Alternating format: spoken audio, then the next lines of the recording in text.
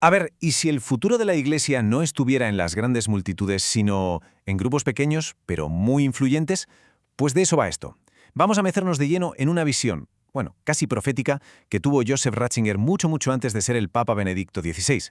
Una idea sobre el futuro de la fe que además ha analizado a fondo el teólogo Pablo Blanco. Bueno, pues todo arranca aquí, con esta pregunta que un jovencísimo profesor Ratzinger lanzó en una radio alemana allá por 1968. Y ojo, pensemos un poco en el momento. Era la euforia total del postconcilio, se esperaba una especie de nueva primavera para la Iglesia. Y de repente, en medio de todo ese optimismo, va él y se atreve a plantear esto. Su respuesta, como vamos a ver, no fue para nada la que todo el mundo esperaba. Y aquí la tenemos, su profecía, que fue, bueno, bastante cruda. Porque lejos de todo ese optimismo, Ratzinger lo que vaticinó fue una iglesia que se iba a hacer más pequeña, mucho más purificada, una iglesia, decía él, que tendría que renunciar a su poder social para volver a lo que de verdad importa, a lo esencial. Fíjate, una visión que en su momento sonó casi pesimista, pero que él entendía como un paso pues inevitable y en el fondo hasta necesario para sobrevivir. Pero ojo, mucho cuidado, porque esta profecía de 1968 no se quedó en una simple opinión de rabio, ¿eh? No, se convirtió de hecho en el marco que le da sentido a toda su vida y a toda su obra teológica. Podríamos decir que es como la clave maestra para entender, de verdad, todo su pensamiento.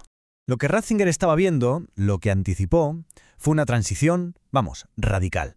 Él se dio cuenta de que todo ese entusiasmo del Concilio Vaticano II iba a dar paso a una crisis, que la famosa primavera que todos esperaban se iba a convertir en un invierno, y que esa iglesia de masas, a lo mejor un poco más superficial, se transformaría en una iglesia de minorías, pero de minorías convencidas de verdad.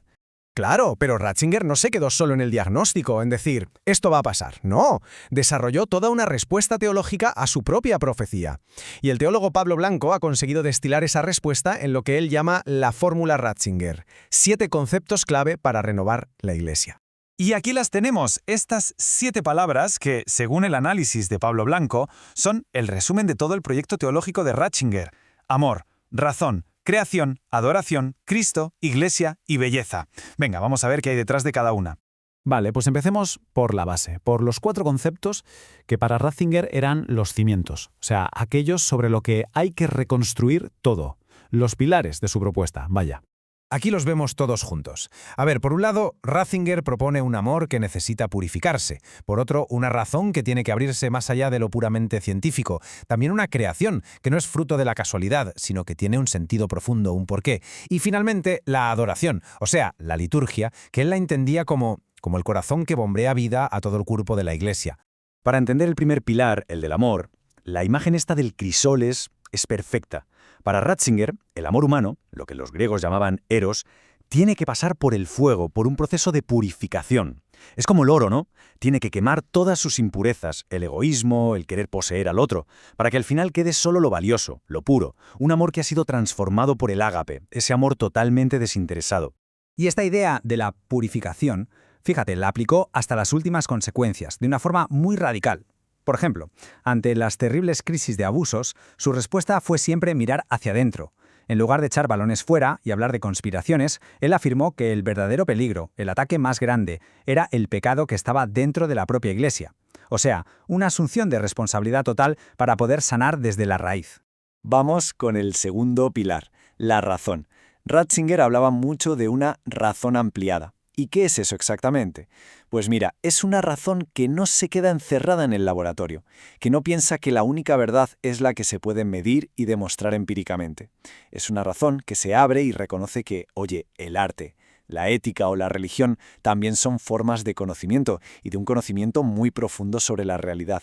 Para él, solo desde esa apertura pueden la fe y la razón sentarse a hablar y de alguna manera curarse la una a la otra de sus propias enfermedades. Por un lado el fanatismo y por otro ese reduccionismo de la ciencia que lo reduce todo a fórmulas. Luego está el tercer pilar, la creación.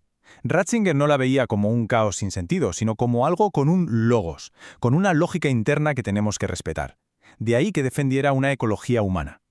Y esto nos lleva directos al cuarto pilar, la adoración. Para Ratzinger, y esto es muy importante, este era un punto clave.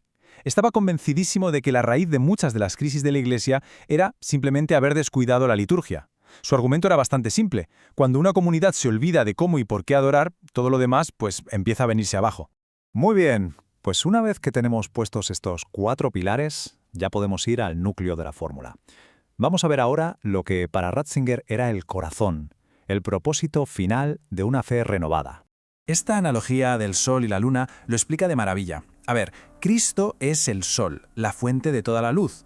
Y la Iglesia, bueno, la Iglesia es la luna, no tiene luz propia. Su única misión, su único trabajo, es reflejar la luz que viene de Cristo.